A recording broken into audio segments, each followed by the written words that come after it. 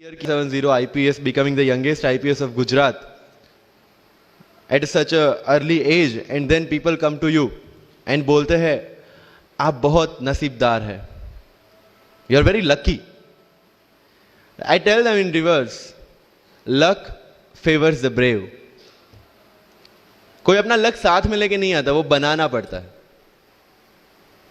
अगर आपके पास रिस्क लेने का एटीट्यूड है, सी मैं गुजराती हूं and we know the business, and business का एक ही फंडा है, higher the risk higher the profit.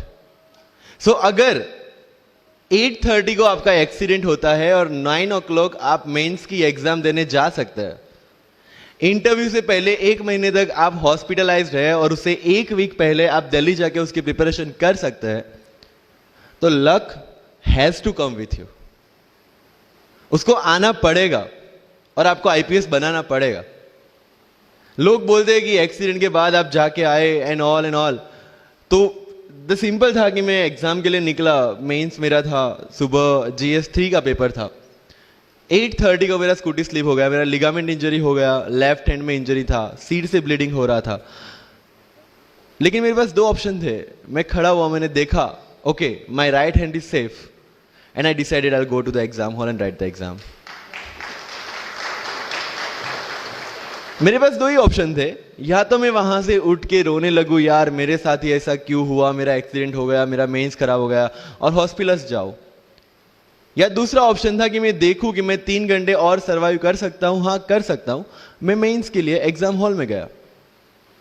ये जितने भी फोटोग्राफ्स लगे हैं, सर ने जैसे बताया कि जितने भी इंसान सक्सेसफुल हुए, अगर आप उसकी लाइफ स्टोरी देखेंगे तो कहीं ना कहीं एक मोमेंट आता है जहां पे वो इंसान की जो स्ट्रगल है वो पीक पे हो जाते हैं. वो इस मोमेंट पे आपको डिसाइड करना है कि आपको वहां से यू टर्न लेना है या आपको वहां से आगे निकलना है. इन सब लोगों ने डिसाइड किया कि उनको वहां से आगे निकलना है. एंड दैट इज द फंडा ऑफ लाइफ. सक्सेस उन्हीं को मिलता है जो इस स्ट्रगल वाले मोमेंट से आगे निकलने की सोचते हैं. जब भी आपको लगे कि आपके सिर पे बहुत मुसीबत है, जब भी आपको लगे कि आप हर तरह से गिर चुके हैं, जब भी आपको लगे कि आपके पास कोई ऑप्शन नहीं है, तब एक चीज आप अपने दिमाग में लाइएगा कि यही मोमेंट है जहां से आपकी तकदीर बदलने वाली है. क्योंकि डायमंड जो होता है वो जितना ज्यादा घिसता है उतनी ज्यादा उसकी वैल्यू होती है.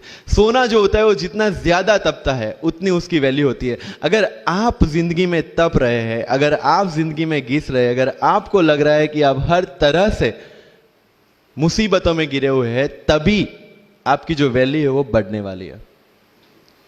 और यही मेरा एटीट्यूड रहा है. लोग बोलते हैं कि तुम्हारी फाइनेंशियल कंडीशन ठीक नहीं थी, पापा इलेक्ट्रिशियन थे, मम्मी हाउसवाइफ थी, डायमंड के कारखाने में काम करती थी, उसके बाद उन्होंने मैरिज में रोटियां बनाने का काम किया, और उस तरह से मैं पढ़ा. लेकिन जब मुझे पूछा जाता है कि ऐसी कौन सी चीज है आपकी लाइफ में जो आप बदलना चाहते हो, एंड आई सेड नथिंग. क्योंकि अगर वो चीजें नहीं होती मेरी लाइफ में तो शायद आज आपके सामने में नहीं होता. तो अगर लाइफ में प्रॉब्लम्स है, अगर लाइफ में स्ट्रगल है, जैसे सर ने बताया struggle is a part of life, and I strongly believe in that. क्योंकि अगर हम दिल्ली में थे, मेरे दोस्त के साथ में निकला बाहर घूमने, तो बोलता है यार ऐसी लाइफ चाहिए, कोई मगजमारी नहीं, आराम से बैठते हैं पूरे दिन एसी वाले कमरे में, बहुत सारे पैसे हैं और कोई टेंशन नहीं, ऐसी लाइफ चाहिए मुझे. मेरे पास ऑप्शन है. बोलता क्या? बोला देख सामने ATM का रूम दिख रहा है, एसी वाला कमरा है, बहुत सारे पैसे, कोई मगजमारी नहीं, जॉब ले ले. क्यों IAS IPS में दिमाग खराब कर रहा है? अगर स्ट्रगल नहीं चाहिए तो you have to compromise with that life. जब भारत वर्ष का सपना चंद्रगुप्त ने देखा, चाणक्य ने देखा, और उस भारत वर्ष को बनाने के लिए जब ये संघर्ष जारी था, और तब राजा धनानंद की डॉटर दुर्धरा से चंद्रगुप्त को प्यार हो जाता है, और जब चाणक्य उनको बोलते कि नहीं तुम्हें उससे दूर रहना है, और तब चंद्रगुप्त बोलता है आचार्य कभी कभी सोचता हूं कि जिंदगी में या ये भारत के सम्राट बनने के लिए इतना त्याग, इतना बलिदान ना देना होता तो. और तब चाणक्य रिप्लाई करते हैं तो हर कोई भारत का सम्राट होता। This is the fundamental rule of life. अगर आईएएस बनने के लिए, आईपीएस बनने के लिए सैक्रिफाइस करना नहीं पड़ेगा, अगर उसके लिए आपको त्याग नहीं करना पड़ेगा, तो आज पूरे इंडिया में हर घर में आपको आईएएस आईपीएस मिल जाएंगे। So when you are entering into this game of UPSC or MPSC, make sure that you have to sacrifice anything which will take you to your goal. लेकिन प्रॉब्लम ये है कि हमें टेंशन होती है, यार दोस्त की एंगेजमेंट है, उसकी बर्थडे पार्टी है, उसकी शादी है, अटेंड नहीं करूंगा तो बोलेगा मैं तेरी शादी में नहीं आऊंगा, एंड ऑल। लेकिन बिलीव मी, जब आप आईएएस बन जाओगे, वो सामने से याद दिलाएगा, भाई इनविटेशन कार्ड नहीं भेजा तूने। समझ रहे हो? तो जो कुछ भी इसके लिए सेक्रीफाइस कर रहे हो, वो जब आप उस पोस्ट पे पहुंचोगे, सब कुछ वर्थ है, सब कुछ। मेरा इंटरव्यू था यूपीएससी का, मुझे एग्जैक्ट डेट याद है, 23 मार्च को मेरा इंटरव्यू था। 20 फरवरी को मुझे हॉस्पिटल में एडमिट किया गया क्योंकि मुझे इन्फेक्शन हो गया था बॉडी में, एंड बहुत हाई फीवर था, तो आईवी के अलावा कोई ऑप्शन नहीं था। 1 मार्च को ठीक होके मैंने सोचा चलो दिल्ली निकलते हैं। 2 मार्च को मैं दिल्ली पहुंचा। 3 मार्च को वापस से टॉन्सिलाइटिस का अटैक होने की वजह से फ्लाइट लेके वापस से पालनपुर, अहमदाबाद, अगेन हॉस्पिटलाइजेशन। 15 मार्च को I got relieved from the hospital. 16 मार्च को मैं दिल्ली पहुंचा और 23 मार्च को I gave my UPSC interview. तो 1 महीने का hospitalisation.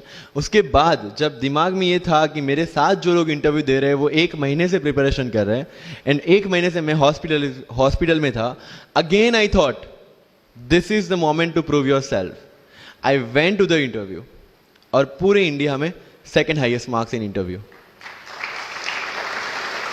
This is not to say कि मैंने कितना अचीवमेंट लिया, this is just to say UPSC is all about this.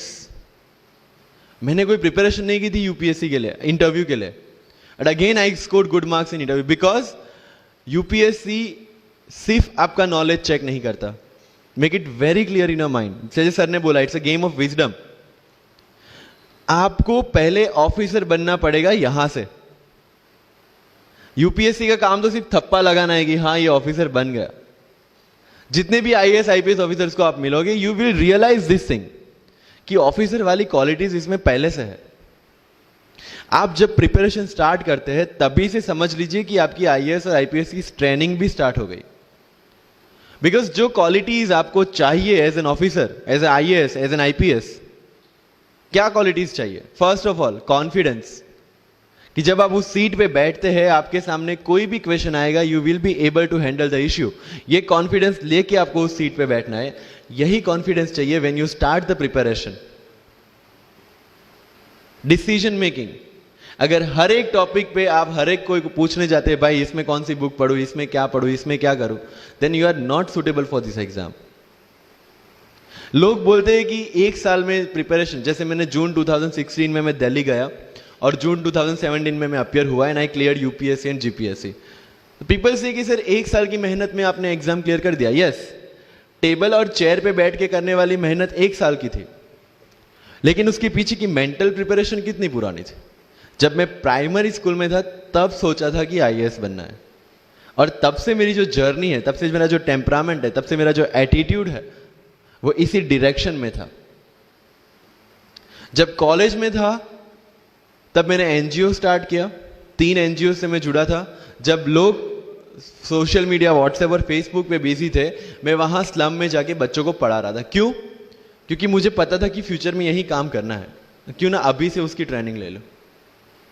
So I have invested my each and every moment for this goal. Because जो personality test last में UPSC लेता है, interview नहीं है वो, we consider it as interrogation. Interview को interrogation लेके चलता है, वहां पे पूछताछ होगी नहीं। अगर यूपीएससी के इंटरव्यू में 10 में से 9 क्वेश्चन के आंसर भी आप सॉरी सर और sorry ma'am, I don't know कह के देते हैं, उसका कोई इंपैक्ट नहीं पड़ता। इंपैक्ट पड़ता है वो 9 क्वेश्चन न आने का प्रेशर आप कैसे हैंडल करते हैं। आपके पसीने छूट जाते हैं या आप वही टेम्परामेंट के साथ इंटरव्यू कंटिन्यू करते हैं। मार्क्स उस चीज के हैं, मार्क्स है आपकी सोच के। एक ऑफिसर के तौर पे जब आपको आईएएस या आईपीएस की सीट पे बिठाया जाएगा, how will you treat the citizens of this